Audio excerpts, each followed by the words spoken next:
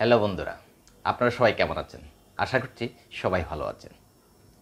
Swapan template জোনের পক্ষ থেকে আপনাদের সকলকে সুস্বাগতম। আজ আমাদের আলোচনার বিষয় page numbering from targeted pages এবং page numbering with header content. দুটো বিষয়ই পেজ নাম্বারিং নিয়ে। আমরা জানি প্রতিনিয়তই পেজ নাম্বারিং করতে গিয়ে অনেকে অনেক সমস্যার সম্মুখীন হয়। তো সেটি সমাধানের জন্যই আজ আমার এই ভিডিওটি তৈরি করা। প্রথমটির মাধ্যমে আমরা জানব আমাদের ডকুমেন্ট যদি 50 পেজ, 100 পেজ, 200 পেজের হয়, সেক্ষেত্রে আমরা 4 নম্বর বা 5 নম্বর বা 6 নম্বর পেজ থেকে কিভাবে পেজ নাম্বারিং শুরু করতে পারি। আমরা জানি বর্তমানে প্রফেশনাল ডকুমেন্টের ক্ষেত্রে প্রথম পেজে কভার পেজ থাকে, দ্বিতীয় পেজে টেবিল অফ কন্টেন্ট থাকে, তৃতীয় পেজে অবজেক্টিভ বা গোল থাকে এবং চতুর্থ পেজে গিয়ে বা পঞ্চম পেজে গিয়ে মূলত ইন্ট্রোডাকশন শুরু হয়। সেক্ষেত্রে আমরা ইন্ট্রোডাকশন পেজ থেকে পেজ নাম্বারিং শুরু করতে চাই। ইন্ট্রোডাকশন পেজ থেকে কীভাবে পেজ নাম্বারিং শুরু করা যায় সেটি আমরা দেখব। অন্যদিকে একটি ডকুমেন্টের হেডারে কন্টেন্টও থাকবে এবং পেজ নাম্বারিংও থাকবে। দুটো পাশাপাশি কীভাবে রাখা যায় সেটি আমরা দেখব। আমরা জানি হেডার কন্টেন্ট রাখতে গেলে পেজ নাম্বারিং থাকে না, আবার পেজ নাম্বার রাখতে গেলে হেডার কন্টেন্ট থাকে না। কিন্তু আমরা আজকে দুটো রেখেই কিভাবে কাজ করা যায় সেটি দেখব। তো আমরা কম্পিউটার স্ক্রিনে যাই। প্রথমে আমরা দেখব page numbering from targeted page. Target page থেকে পেজ নাম্বারিং করা। আপনারা দেখতে পাচ্ছেন এটি একটি অ্যাসাইনমেন্ট। এটি অ্যাসাইনমেন্টের কভার পেজ এবং 2 নাম্বার পেজে কন্টেন্ট আছে, 3 নাম্বার পেজে অবজেক্টিভ বা পারপাস বা কিছু গোল লেখা আছে, 4 নাম্বার পেজেও একই।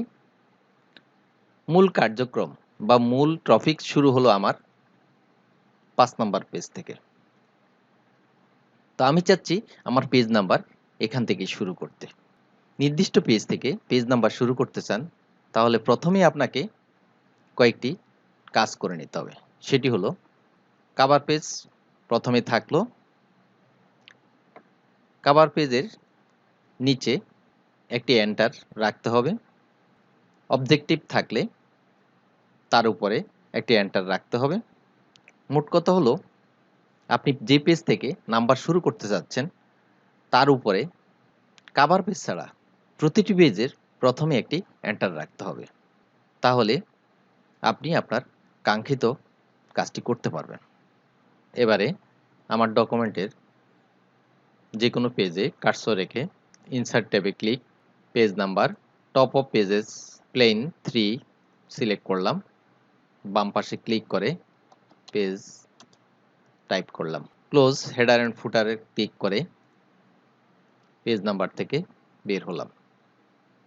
এখন আমরা দেখতে পাচ্ছি প্রতিটি পেজে আমাদের পেজ নাম্বার শো করছে। আমার টার্গেট পেজে পেজ নাম্বার শো করছে 4, কিন্তু আমি চাচ্ছি আমার এই পেজে পেজ নাম্বার শো করবে 1। এখন আমাকে যে কাজটি করতে হবে সেটি হলো প্রতিটি পেজের উপরে যেখানে একটি এন্টার রেখেছিলাম সেখানে ক্লিক করে লেআউট, ব্রেক, কন্টিনিউয়াস। অবজেক্টিভ পেজে এন্টার পজিশনে কার্সর রেখে লেআউট, ব্রেক, কন্টিনিউয়াস। সেকেন্ড পেজে লেআউট, ব্রেক, কন্টিনিউয়াস। এখন দেখতে পাচ্ছি আমার টার্গেট পেজে পেজ নাম্বার 1 শো করছে, কিন্তু উপরের পেজগুলোতে পেজ 0, পেজ 0, পেজ 0 শো করছে। এই অবস্থায় আমাকে যে কাজটি করতে হবে, প্রতিটি পেজে ক্লিক করে margin, custom margin, layout, different first page, okay. চলে গেল পেজ নাম্বার। একইভাবে margin, custom margin, layout, different first page, okay. Click করে margin, custom margin, layout, different first page, okay. এবার আমরা দেখতে পাচ্ছি আমাদের টার্গেট পেজে পেজ নাম্বার 1 শো করছে এবং উপরের পেজগুলোতে কোনো ধরনের পেজ নাম্বার শো করছে না।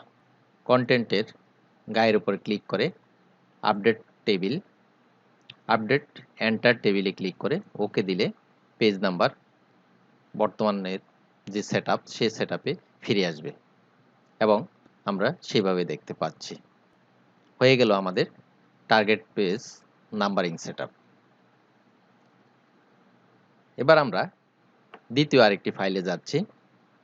এই ফাইলের মাধ্যমে দেখব কিভাবে হেডার কন্টেন্টের পাশাপাশি পেজ নাম্বার রাখা যায়। সাধারণত আমরা জানি হেডার কন্টেন্ট রাখলে পেজ নাম্বার থাকে না, অথবা পেজ নাম্বার রাখলে হেডার কন্টেন্ট থাকে না। সেক্ষেত্রে দুটো জিনিসই কিভাবে রাখা যায় সেটি আমরা দেখব।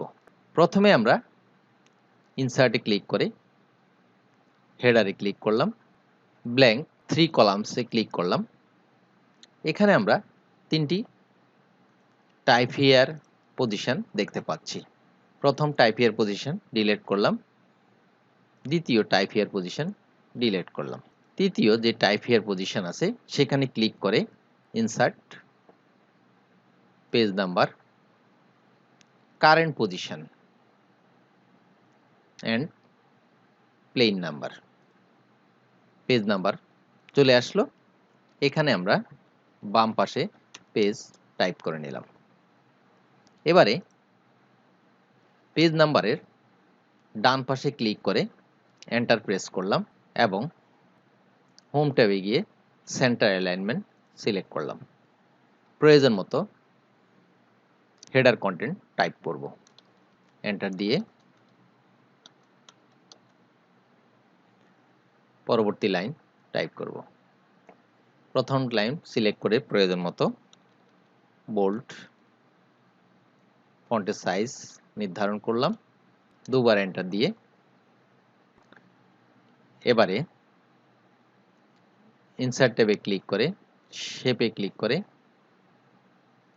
লাইনে ক্লিক করলাম এবং একটা লাইন, সেক্ষেত্রে শিফট কি ধরলে লাইন সোজা হবে। লাইনের কালার পরিবর্তন করার জন্য শেপ আউটলাইনে ক্লিক, ব্ল্যাক কালার চুজ করলাম এবং লাইনের ওয়াইড নির্ধারণ করার জন্য এখান থেকে প্রয়োজন মতো ওয়াইড নির্ধারণ করলাম। হেডার ফুটার থেকে বের হওয়ার জন্য হেডার ফুটার ট্যাবে ক্লিক করে ক্লোজ হেডার এন্ড ফুটার, অথবা বডিতে ডাবল ক্লিক করেও বের হওয়া যাবে। এবার আমরা দেখছি আমার হেডার কন্টেন্ট শো করছে এবং পেজ নাম্বার শো করছে। দ্বিতীয় পেজও একইভাবে পেজ নাম্বার শো করছে। প্রথম পেজে আমি চাচ্ছি কোনো ধরনের হেডার কন্টেন্ট বা পেজ নাম্বার থাকবে না। সেক্ষেত্রে আমরা লেআউটে গিয়ে মার্জিনে গিয়ে কাস্টম মার্জিন এবং লেআউটে গিয়ে ডিফারেন্ট ফার্স্ট পেজ, ওকে। প্রথম পেজ থেকে হেডার কন্টেন্ট এবং পেজ নাম্বার চলে গেল। কিন্তু এখানে একটা সমস্যা হলো, সেটা হলো এখানে পেজ নাম্বার শো করছে পেজ নাম্বার 2, কিন্তু আমি চাচ্ছি এখানে পেজ নাম্বার শো করবে 1।